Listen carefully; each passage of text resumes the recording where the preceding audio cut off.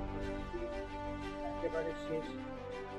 আপনি জেলা পরিষদের সদস্য, পশ্চিমবঙ্গ তৃণমূল লিডার অ্যাসোসিয়েশনের সভাপতি, অথচ তারপরে অনেক প্রজেক্ট কি বলবেন, অনেক মিটিং বা অনেক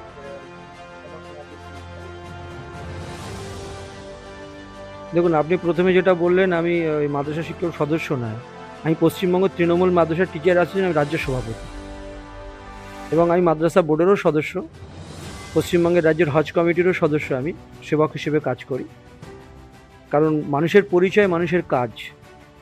নিজেকে বড় বললে বড় হয় না, মানুষ যাকে বড় বলে সেই তো বড় হয়।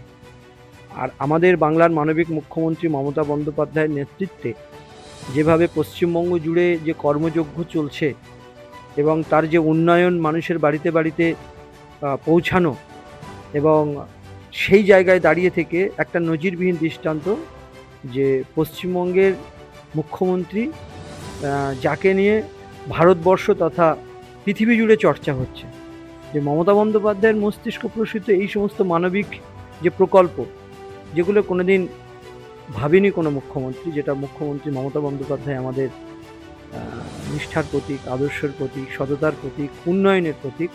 তিনি প্রান্তিক গ্রামে সেই কর্ম মানে কর্মধারা মানুষের কাছে একদম মানে মানুষের একদম ঘরে ঘরে পৌঁছে দিয়েছেন। আর আমাদের নেতা, আমাদের সর্বভারতীয় তৃণমূল কংগ্রেসের সাধারণ সম্পাদক, আমাদের আগামী দিনের ভবিষ্যৎ, আমাদের সেনাপতি সংসদ অভিষেক বন্দ্যোপাধ্যায়, তিনি রাত দিন যেভাবে পরিশ্রম করেছেন, এবারের নির্বাচন নজিরবিহীন।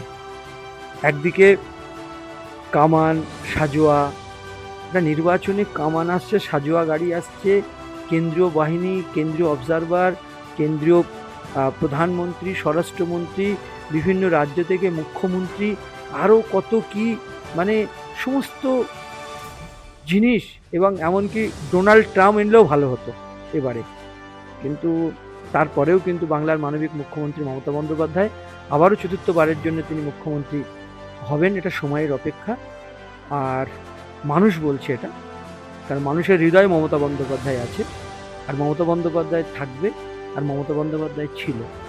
তো সেই জায়গায় দাঁড়িয়ে থেকে নির্বাচন প্রথম ফেজ হয়ে গেছে, ফাইনাল ফেজ আগামীকাল। সুতরাং সময়ের অপেক্ষা, কারণ মমতা বন্দ্যোপাধ্যায়ের কমিটমেন্ট বেদবাক্যের মতো, তিনি যেটা বলেছেন সেটা করেছেন। বাংলার মানুষ মমতা বন্দ্যোপাধ্যায়কে বিশ্বাস করে, আমাদের নেতা অভিষেক বন্দ্যোপাধ্যায়কে বিশ্বাস করে। তো সেই জায়গায় দাঁড়িয়ে থেকে আমরা 100% নিশ্চিত, আমরা যারা তৃণমূল কংগ্রেসের কর্মী ওয়ার্কার, আমরা যারা বুথ লেভেলে মানুষের কাছে পৌঁছেছি, ইভিএমের ডেমো নিয়ে মানুষের কাছে কাছে আমরা মানে বলেছি, মানুষের কাছে বলেছি। আর চাটাই মিটিং বলুন, জনসভা বলুন, পদসভা বলুন, আমাদের জেলায় আমাদের মানবিক মুখ্যমন্ত্রী, আমাদের সর্বভারতীয় তৃণমূল কংগ্রেসের সভানেত্রী মমতা বন্দ্যোপাধ্যায়, তিনি এসেছেন, সেখানে আমরা থেকেছি। আমাদের নেতা অভিষেক বন্দ্যোপাধ্যায়, তিনি এসছেন, আমরা সেখানে থেকেছি।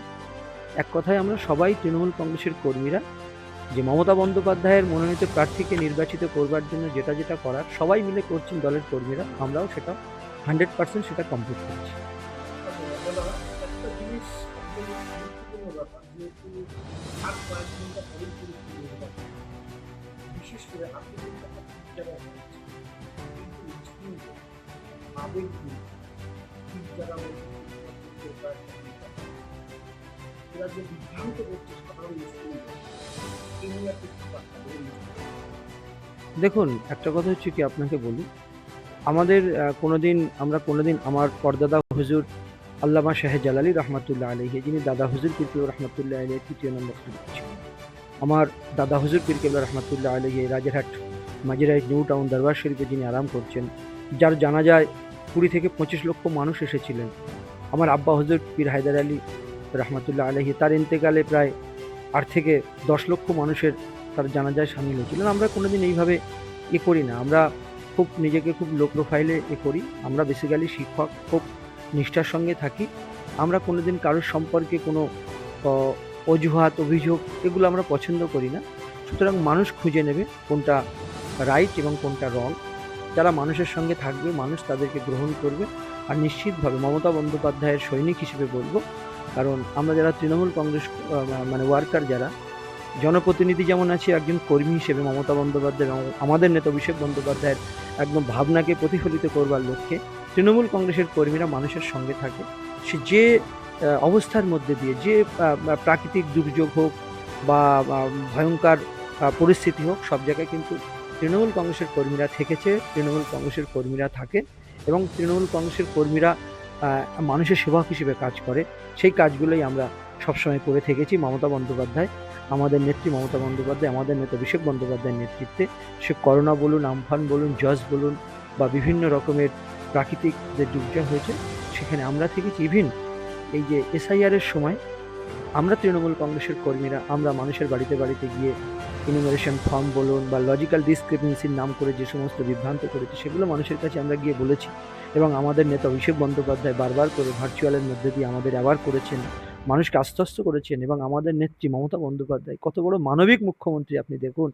তিনি একদম গাউন পরে, ব্ল্যাক গাউন পরে তিনি সুপ্রিম কোর্টে গেলেন। সুপ্রিম কোর্টে গিয়ে তিনি মানুষের এই সমস্ত মানুষদের জন্যেই তিনি লড়াই করলেন এবং সুপ্রিম কোর্টে গিয়ে যখন এই লড়াই তিনি দিলেন এবং সেই তার লড়াইয়ের ভিত্তিতে কমসে কম প্রায় ২৭ লক্ষ মানুষ আবার এই ভোটার লিস্টে আসতে পেরেছে।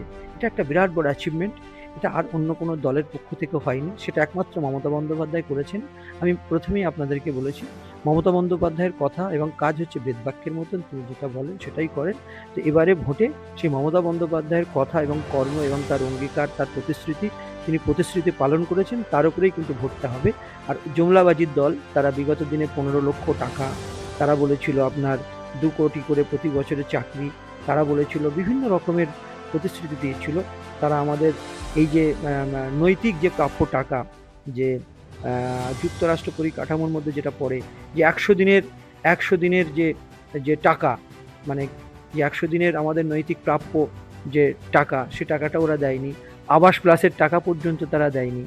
সুতরাং আরও এইসব রাস্তা বা আরও আমাদের যে স্কলারশিপ, ঐক্যশ্রীর স্কলারশিপ যেটা, এবং সেই স্কলারশিপের টাকাও তারা দেয়নি।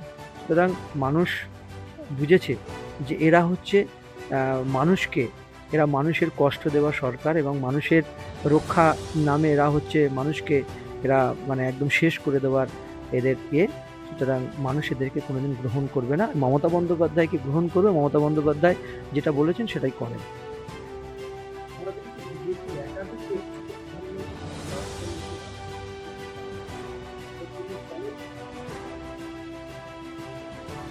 দেখুন, আমরা যে দলটা করি সেই দলের নেত্রী এবং আমাদের মাননীয় মুখ্যমন্ত্রী এবং আমাদের সর্বভারতীয় তৃণমূল কংগ্রেসের সভানেত্রী মমতা বন্দ্যোপাধ্যায় এবং আমাদের নেতা, আমাদের সেনাপতি সংসদ অভিষেক বন্দ্যোপাধ্যায়।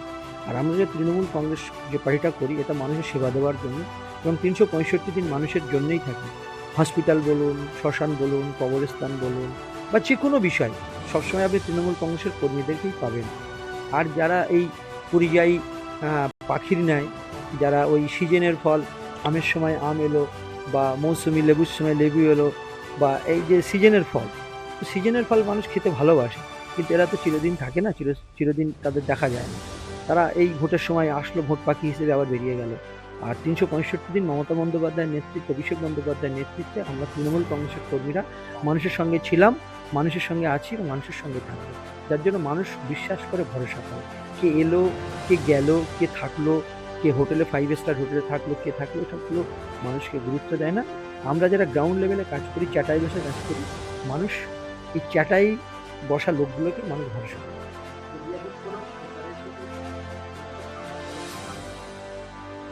দেখুন, এই যে উনি এই কথাটাই বলেছিলেন যে हम बंगाल में बंगाल का धरती में কাবা কা ধরতি বানানে নেহি দেঙ্গে। এটা একজন, আমি ধর্মভীরু মুসলমান, আমার ধর্ম আমাকে শিক্ষা দেয়, আমি যেমন আমার ইসলাম ধর্ম আমাকে শিক্ষা দেয় যে তুমি যেমন তোমার ধর্মকে তুমি পালন করবে, যেটা বানিয়াল ইসলাম আলা খামসিন, যে আমাদের যে 5টা স্তম্ভ, নামাজ, রোজা, কালেমা, হজ, জাকাত, যেগুলোকে আমরা মানে তহদিল থেকে আমরা পালন করি। জাকাত এবং হজ এটা অপশান রয়েছে যারা সাহেবে নেশাব তাদের জন্য। তো সেখানে এই কাবা শরীফ আমরা নামাজ পড়ি, কাবাতি শরীফাত আল্লাহু আকবার। এই কাবা হচ্ছে একটা কিবলা, আমাদের পবিত্র জায়গা। আর সেই পবিত্র জায়গাকে যারা অপবিত্র করে মানুষের কাছে একদম নামিয়ে দিয়েছে। ওদের ভগবানকে তোরা রাস্তায় নামিয়ে সমস্ত রকমভাবে যা যা করার করেছে, এবং আমাদের কাবাকেও এরকম করবার চেষ্টা করেছে, তা মানুষ ধিক্কার জানায়। এবং আমি প্রথমেই আপনাকে বলেছি, আমার ধর্ম আমাকে শিক্ষা দেয় অন্য ধর্মকে রেসপেক্ট করা, শ্রদ্ধা করা, সম্মান করা। তো সেই জায়গায় দাঁড়িয়ে থেকে আমি তাদেরকে বলবো, প্লিজ আপনারা এইসব কথা বলবেন না। কারণ কাবা শরীফের শুধু বাংলার মুসলমান নয়, পৃথিবীর সমস্ত মুসলমানদের, হাজার হাজার কোটি মুসলমানদের হৃদয়ে কাবা। সুতরাং কাবাকে নিয়ে কোনো কথা বলবেন না। এরপরে কিন্তু আপনারা কিন্তু বয়কট হয়ে যাবেন। আপনারা যখন দুবাইয়ে যান, আপনারা যখন সৌদি গভর্নমেন্টের কাছে গিয়ে আলিঙ্গন করুন, সেখানে গিয়ে কোলাকুলি করেন, এরপরে কিন্তু আপনাদের ওখানে বন্ধ করে দেবেন। কারণ আপনি এটা জানেন না, আগুন নিয়ে আপনি খেলছেন। যে সুতরাং সেই জন্য বলবো, কারণ ওদের মতো তো আমরা এইভাবে মানে ভাষা সন্ত্রাস আমরা করতে পারি না। সেই জন্য আমি ওনাকে রিকোয়েস্ট করবো, আপনি এরা করবেন না, এগুলো খুব খারাপ জিনিস, এটা খুব আনফর্চুনেট। তো বর্তমানে আপনি জেলা পরিষদের সদস্য।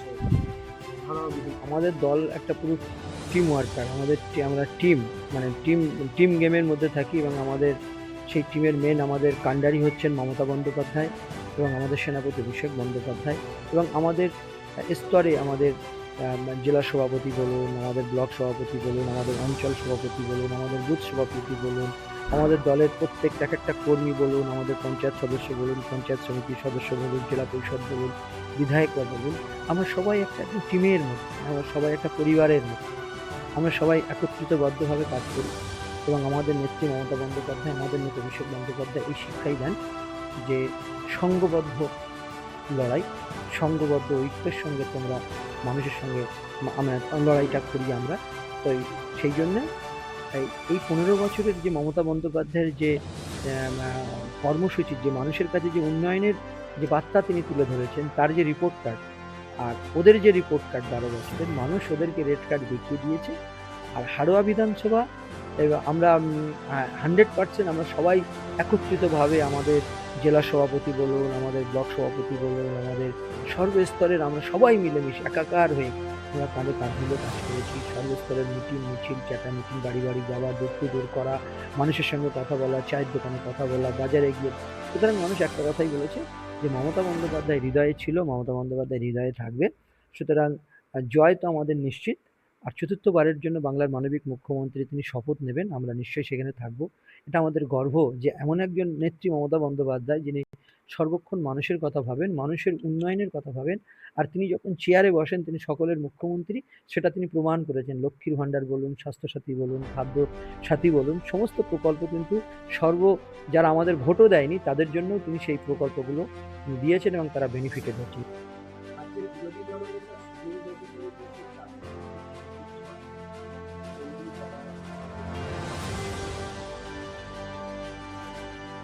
দেখুন, আমরা ওসব কথায় কান দিই না, ছেদ কথায় আমরা কান দিই না। পাগলে কিনা বলে, ছাগলে কিনা খায়, ওসব কথা ভেবে লাভ নেই। আর নাচতে না জানলে উঠোন বাঁকা, এটা মাথায় রাখবেন।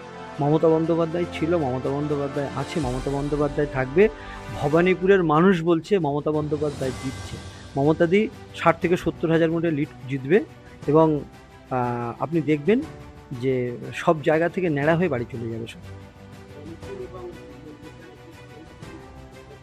আপনি দেখে নেবেন, সময় বলে দেবে। তাই মানে আর কদিন পরে বুঝতে পারবেন, কুল পাবে না এরা যেভাবে মানুষের প্রতি অত্যাচার করছে। আপনি ভাবুন, আমাদের অত্যন্ত প্রাণপ্রিয় মানুষ, কলকাতার মহানাগরিক, যিনি একটা সম্প্রীতির মুখ এবং অত্যন্ত গুরুত্বপূর্ণ দপ্তরের মন্ত্রী, তার কাছে সর্বসময় মানুষ যে পরিষেবা পায়, মানে আপনি ভাবতে পারবেন না।